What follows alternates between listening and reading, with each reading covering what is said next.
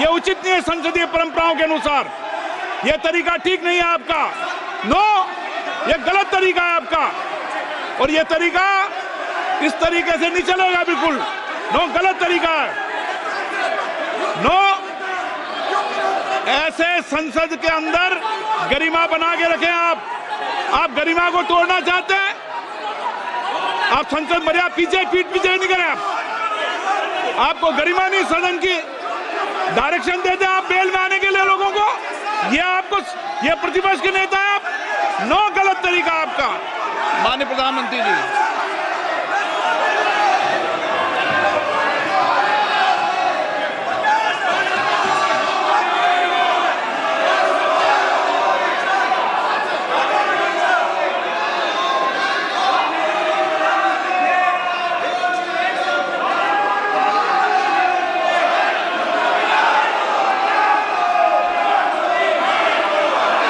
आदरणीय सभापति जी, एक विश्व का सबसे बड़ा चुनाव अभियान और उसमें भारत की जनता ने हमें तीसरी बार देश की सेवा करने का मौका दिया है।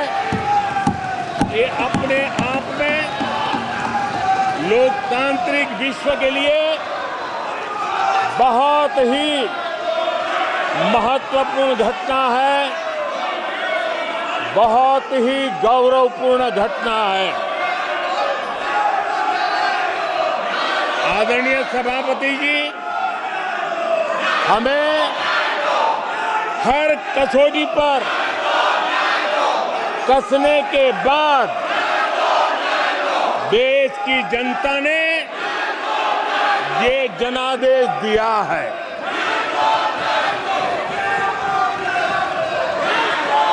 जनता ने हमारे 10 साल के ट्रैक रिकॉर्ड को देखा है।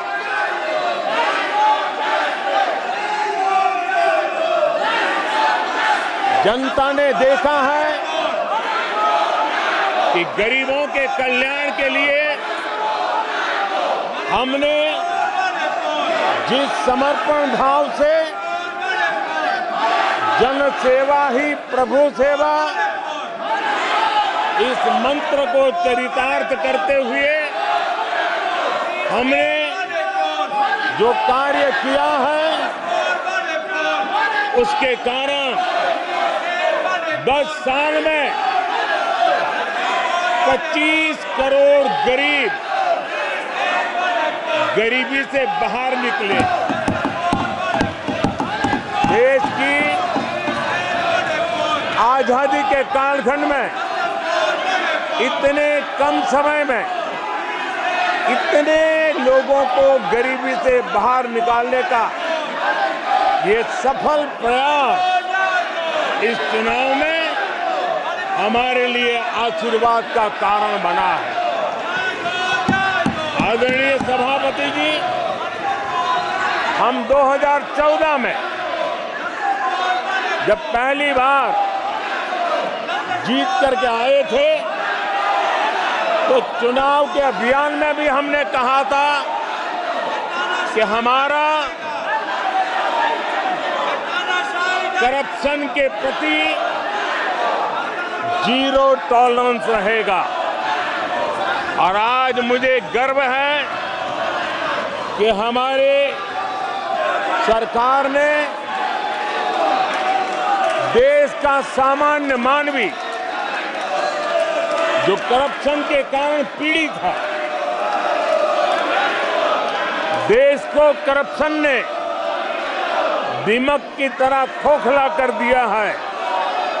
ऐसे में भ्रष्टाचार के प्रति हमारी जो 0 टॉलरेंस नीति है, आज देश ने हमें उसके लिए आशीर्वाद दिया है। आदरणीय सभापति जी, आज दुनिया भर में भारत की साख बढ़ी है। आज विश्व में भारत का गौरव हो रहा है। के तरफ देखने का नजरिया भी एक गौरवपूर्ण नजरिया हर भारतवासी अनुभव करता है। आदरणीय सभापति जी, देश की जनता ने देखा है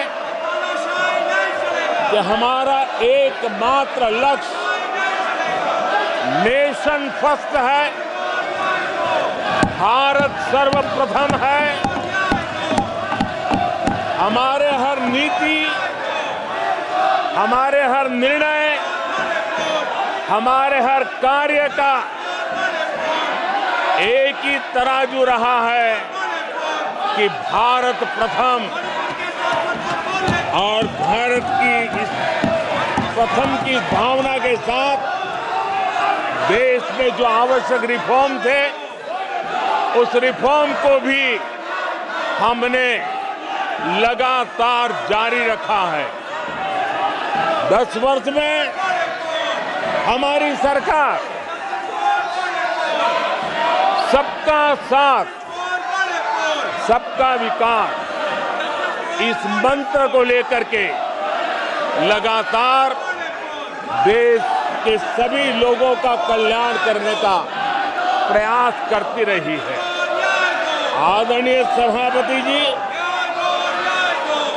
हम उस सिद्धांतों को समर्पित है जिसमें भारत के संविधान के स्पिरिट के अनुसार सर्वपंथ संभाव, उस विचार को सर्वोपरि रखते हुए हमने देश की सेवा करने का प्रयास किया। आदरणीय सभापति जी, इस देश ने लंबे अरसे तक तुष्टीकरण की राजनीति भी देखी। इस देश ने लंबे अरसे तक तुष्टीकरण का, गवर्नेंस का मॉडल भी देखा। देश ने पहली बार सेक्युलरिज्म का एक पूरा हमने जो प्रयास किया, और वो हमने तुष्टीकरण नहीं, संतुष्टीकरण, और संतुष्टीकरण के विचार को लेकर के हम चले हैं। और जब हम संतुष्टीकरण की बात करते हैं तो इसका मतलब है कि हर योजना का सैचुरेशन, गवर्नेंस की आखिरी व्यक्ति तक पहुंचने की हमारी जो संकल्पना है, इसको परिपूर्ण करना। और जब हम सैचुरेशन के सिद्धांत को लेकर चलते हैं, तब सैचुरेशन सच्चे अर्थ में सामाजिक न्याय होता है। सैचुरेशन सच्चे अर्थ में सेक्युलरिज्म होता है, और उसी को देश की जनता ने हमें तीसरी बार बिठा करके मोहर लगा दी है। आदरणीय सभापति जी, अपीजमेंट ने इस देश को तबाह करके रखा है, और इसलिए हमने justice to all, appeasement to none, इस सिद्धांत को लेकर के हम चले हैं। आदरणीय सभापति जी, 10 साल के हमारे कार्य को देखने परखने के बाद भारत की जनता ने हमारा समर्थन किया है। आदरणीय सभापति जी, हमें फिर एक बार 140 करोड़ देशवासियों की सेवा करने का मौका मिला है। आदरणीय सभापति जी, इस चुनाव ने इस बात को सिद्ध किया है कि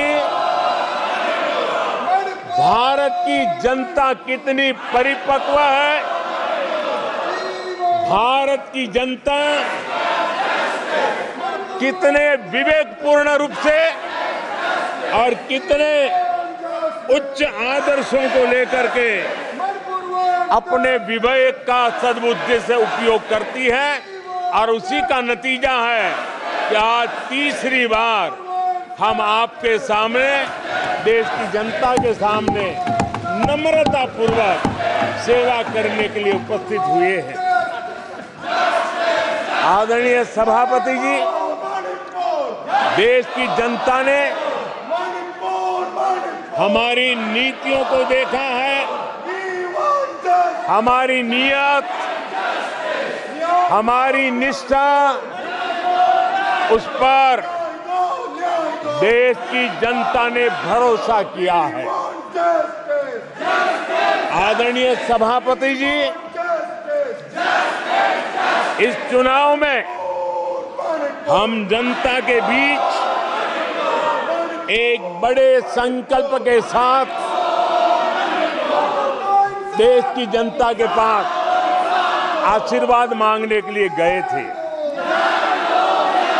और हमने आशीर्वाद मांगा था विकसित भारत के हमारे संकल्प के लिए।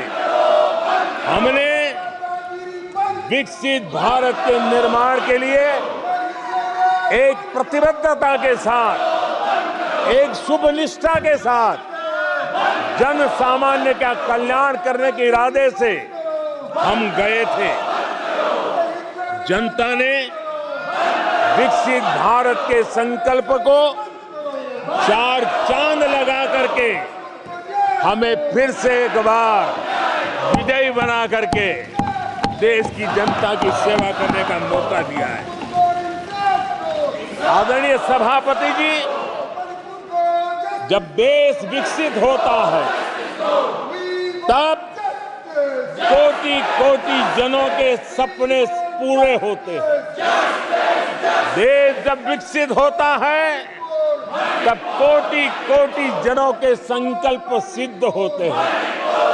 आदरणीय सभापति जी, जब देश विकसित होता है तब आने वाली पीढ़ियों के लिए भी एक मजबूत नींव उनके सपनों को पूरा करने के लिए तैयार हो जाती है। आदरणीय सभापति जी, विकसित भारत का सीधा सीधा लाभ हमारे देश के नागरिकों की गरिमा, हमारे देश के नागरिकों के क्वालिटी ऑफ लाइफ में सुधार, ये स्वाभाविक हमें विकसित भारत होने से देश के कोटि कोटि जनों के भाग्य में आता है। आजादी के बाद मेरा देश का सामान्य नागरिक इन चीजों के लिए तरसता रहा है। आदरणीय सभापति जी, जब विकसित भारत होता है तब हमारे गांव की स्थिति, हमारे शहरों की स्थिति, उसमें भी बहुत बड़ा सुधार होता है। गांव के जीवन में गौरव भी होता है, गरिमा भी होती है और विकास के नए नए अवसर भी होते हैं। हमारे शहरों का विकास भी एक अवसर के रूप में विकसित भारत में उभरता है। तब दुनिया की विकास यात्रा में भारत के शहर भी बराबरी करेंगे, ये हमारा सपना है। आदरणीय सभापति जी, विकसित भारत का मतलब होता है कोटि कोटि नागरिकों को कोटि कोटि अवसर उपलब्ध होते हैं, अनेक अनेक अवसर उपलब्ध होते हैं और वो अपने कौशल्य, अपनी क्षमता और संसाधनों के अनुसार विकास की नई सीमाओं को प्राप्त कर सकता है। आदरणीय सभापति जी,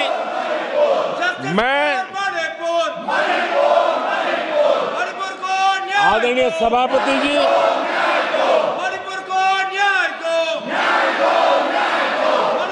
आदरणीय सभापति जी, मैं आज आपके माध्यम से देशवासियों को विश्वास दिलाता हूं,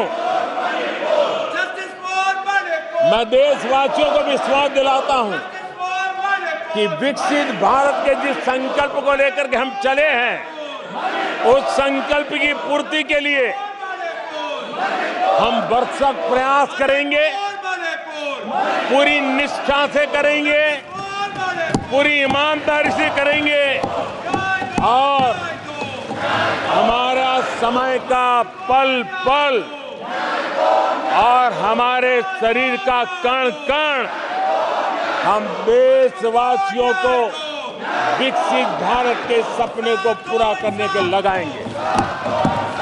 हमने देश की जनता को कहा था 24/7 फॉर 2047। आज मैं इस सदन में ही दोहराता हूं कि हम उस काम को अवश्य पूरा करेंगे। आदरणीय सभापति जी,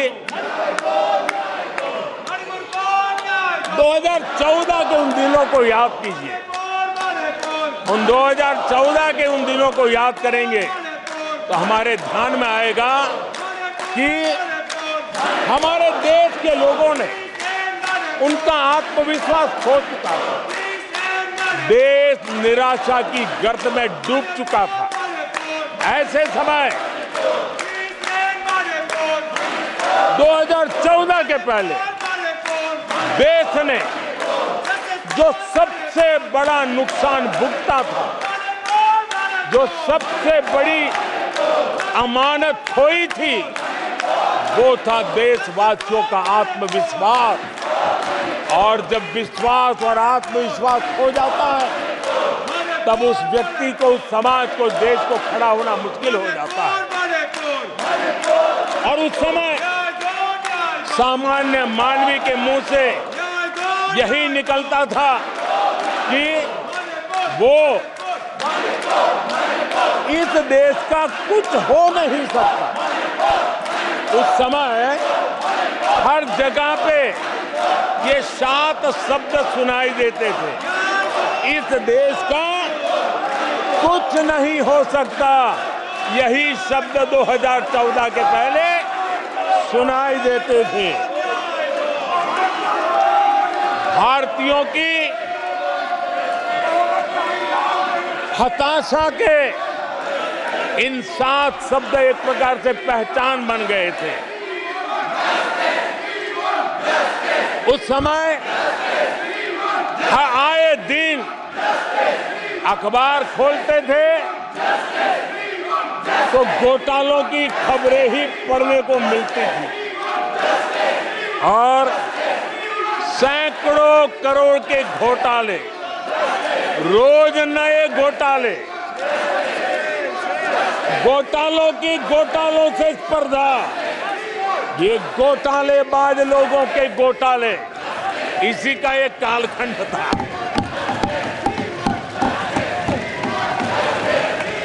और बेशर्मी के साथ सार्वजनिक रूप से स्वीकार भी कर लिया जाता था कि दिल्ली से 1 रुपया निकलता है तो 15 पैसा पहुंचता है। 1 रुपये में 85 पैसे का घोटाला। इस घोटालों की दुनिया ने देश को निराशा की गर्त में डुबो दिया था। पॉलिसी पैरालिसिस था, फ्रेजाइल 5 में पहुंच चुके थे। भाई भतीजावाद इतना फैला हुआ था कि जिसके लिए सामान्य नौजवान तो आशा छोड़ चुका था कि अगर कोई सिफारिश करने वाला नहीं है तो जिंदगी अटक जाएगी। ये स्थिति पैदा हुई थी।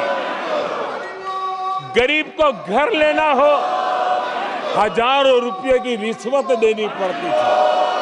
आदरणीय सभापति जी, अरे गैस के कनेक्शन के लिए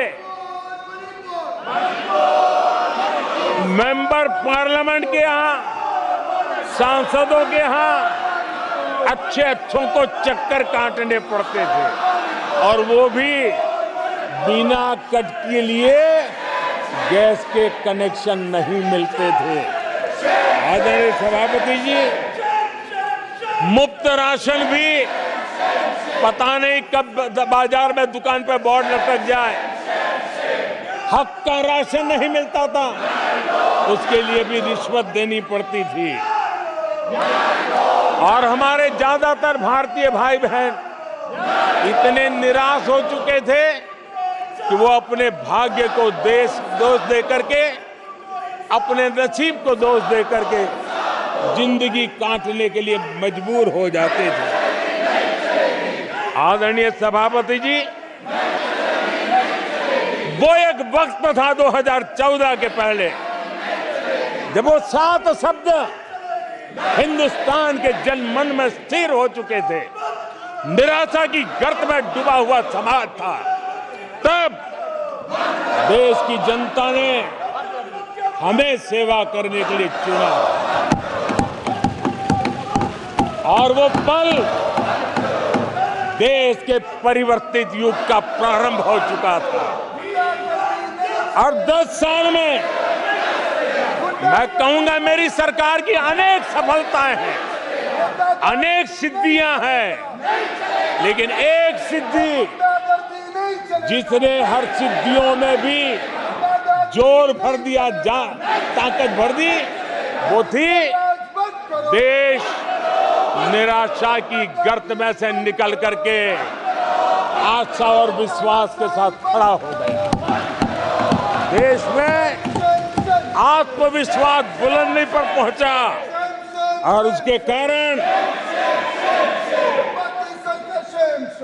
वो सब वक्त का जो शब्द थे देश की युवा पीढ़ी की डिक्शनरी से निकलने लगे। धीरे धीरे देश के मन में स्थिर हो गया। जो 2014 से पहले कहते थे कुछ नहीं हो सकता, वो कहने लगे तब इस देश में सब कुछ हो सकता है, इस देश में सब कुछ संभव है। ये विश्वास जताने का काम किया हमने। जब हमने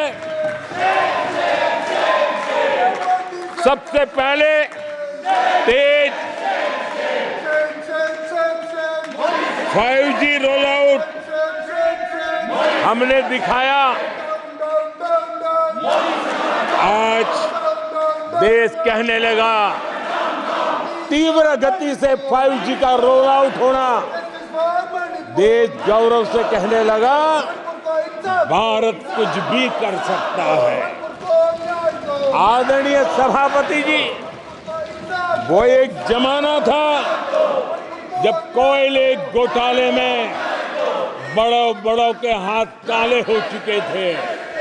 आज कोयले का सर्वाधिक उत्पाद, सर्वाधिक प्रोडक्शन, आज कोल प्रोडक्शन के विक्रम हुए हैं और इसी के कारण देश अब कहने लगा है अब भारत कुछ भी कर सकता है। आदरणीय सभापति जी, वो एक समय था 2014 के पहले जब फोन बैंकिंग करके बड़े बड़े बैंक घोटाले किए जा रहे थे। अपनी पर्सनल प्रॉपर्टी की तरह बैंक का खजाना लूट लिया गया था।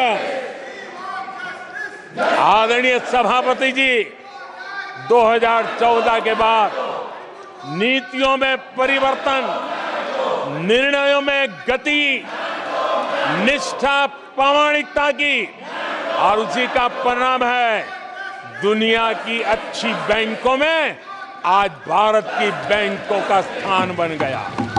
आज भारत की बैंक सर्वाधिक मुनाफा करने वाली बैंक बन गई और लोगों की सेवा करने के लिए।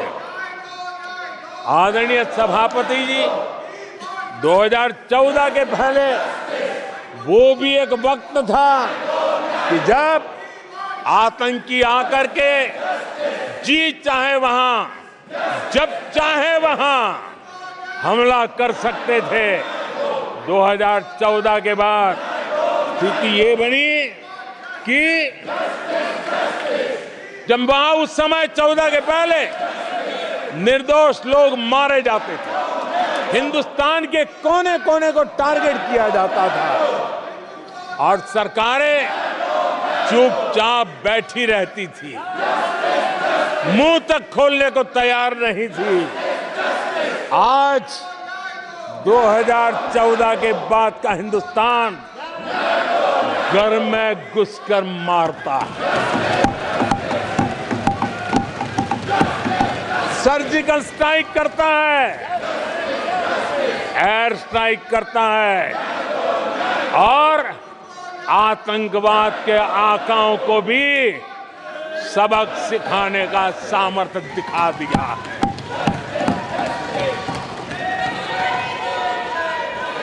आज आदरणीय सभापति जी,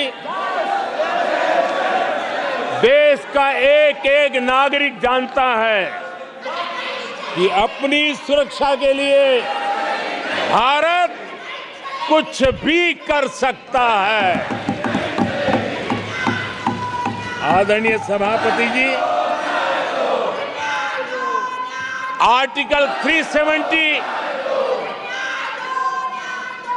इसकी पूजा करने के वाले लोगों ने वोट बैंक की राजनीति का हथियार बनाने वालों ने 370 को उसने जम्मू कश्मीर का जो हालात कर दिए थे, वहां के लोगों के अधिकार छीन लिए थे।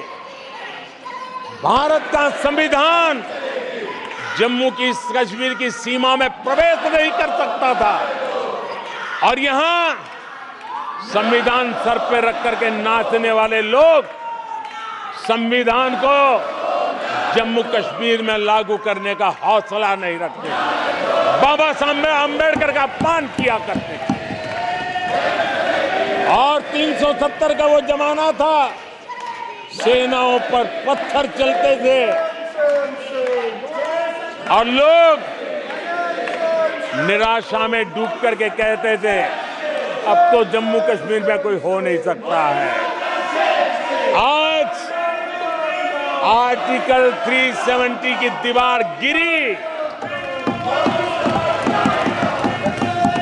पत्थरबाजी बंद है, लोकतंत्र मजबूत है और लोग बढ़ चढ़ करके भारत के संविधान में भरोसा करते हुए, भारत के तिरंगे झंडे पर भरोसा करते हुए, भारत के लोकतंत्र में भरोसा करते हुए बढ़ चढ़ करके मतदान करने के लिए आगे आ रहे हैं। ये साफ साफ दिखाई देता है। आदरणीय सभापति जी, 140 करोड़ देशवासियों में ये विश्वास पैदा होना,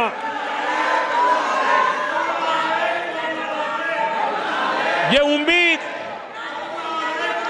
और जब विश्वास जगता है तो विकास का वो ड्राइविंग फोर्स बन जाता है। इस विश्वास ने विकास का ड्राइविंग फोर्स का काम किया है। आदरणीय सभापति जी, ये विश्वास विकसित भारत संकल्प से सिद्धि का विश्वास है। आदरणीय सभापति जी, जब आजादी का जंग चल रहा था और जो भाव देश में था, जो जोश था, उत्साह था, उमंग था, जो विश्वास था कि आजादी लेके रहेंगे, आज देश के कोटि कोटि जनों में वो विश्वास पैदा हुआ है, जिस विश्वास के कारण आज विकसित भारत होना एक प्रकार से उसकी मजबूत नींव इस चुनाव में शिलान्यास हो चुका है। जो ललक आजादी के आंदोलन में थी, वही ललक विकसित भारत के इस सपने को साकार करने में है। आदरणीय सभापति जी, आज भारत के लक्ष्य बहुत विराट है और आज भारत को एक ऐसी स्थिति पे 10 साल में पहुंचा है कि हमें खुद से ही स्पर्धा करनी है, हमें ही अपने पुराने रिकॉर्ड तोड़ने हैं और नेक्स्ट लेवल पर हमें हमारी विकास की यात्रा को ले जाना है। 10 वर्षों में भारत विकास की जिस ऊंचाई पर पहुंचा है वो हमारी प्रतिस्पर्धा का एक मार्ग बन चुका है, एक बेंचमार्क बन चुका है। पिछले 10 साल में हमने जो स्पीड पकड़ी है, अब हमारा मुकाबला उसी स्पीड को और ज्यादा स्पीड में ले जाने का है और मेरा विश्वास है देश की इच्छा को हम उसी गति से पूरा करेंगे। आदरणीय सभापति जी, हम हर सफलता को, हर सेक्टर को नेक्स्ट लेवल तक ले जाएंगे। आदरणीय सभापति जी, 10 सालों में भारत की इकोनॉमी को 10 साल के अल्पकाल में हम 10 नंबर से इकोनॉमी को 5 नंबर पे ले गए हैं। अब हम नेक्स्ट लेवल पर जाने के लिए जिस गति से निकले हैं, अब हम देश की इकोनॉमी को नंबर 3 पर ले जाएंगे। आदरणीय सभापति जी, 10 सालों में हमने भारत को मोबाइल फोन का बड़ा मैन्युफैक्चरर बना दिया, भारत को मोबाइल फोन का बड़ा एक्सपोर्टर बना दिया। अब यही काम इस हमारे टेन्योर में सेमीकंडक्टर और अन्य सेक्टर्स में हम करने जा रहे हैं। दुनिया के महत्वपूर्ण कामों में जो चिप्स काम में आएगी, वो चिप्स मेरे भारत की मिट्टी में तैयार हुई होगी, मेरे भारत के नौजवानों की बुद्धि का परिणाम होगा, मेरे भारत के नौजवानों के परिश्रम का परिणाम होगा। ये विश्वास हमारे भीतर है। आदरणीय सभापति जी, हम आधुनिक भारत की तरफ भी जाएंगे, हम विकास की नई ऊंचाइयों को, लेकिन हमारी जड़ें जमीन से जुड़ी रहेगी, हमारे पैर देश के जनसामान्य की जिंदगी से जुड़े रहेंगे और हम 4 करोड़ गरीबों के घर बना चुके हैं।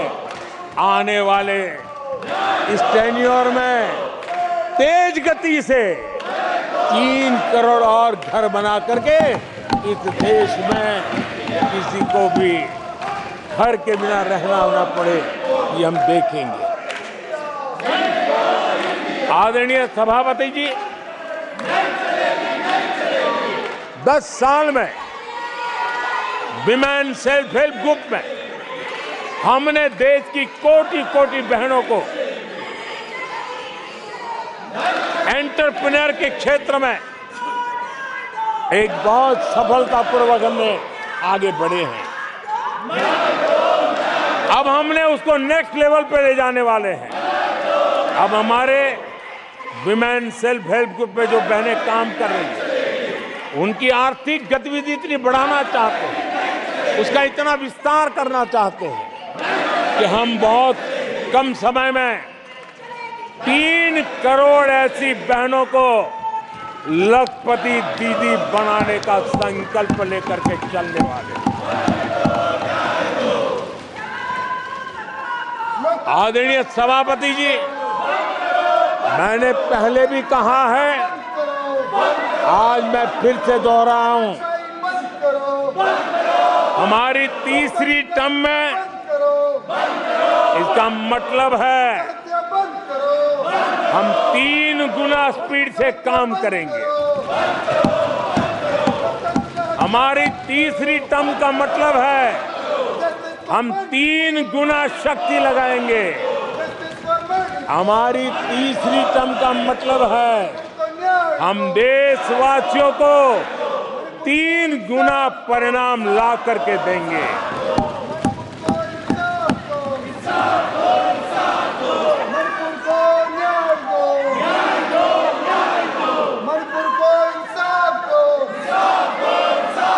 अपने सदस्यगणों, नेता प्रतिपक्ष माननीय सदस्य, मेरे सबको मौका दिया।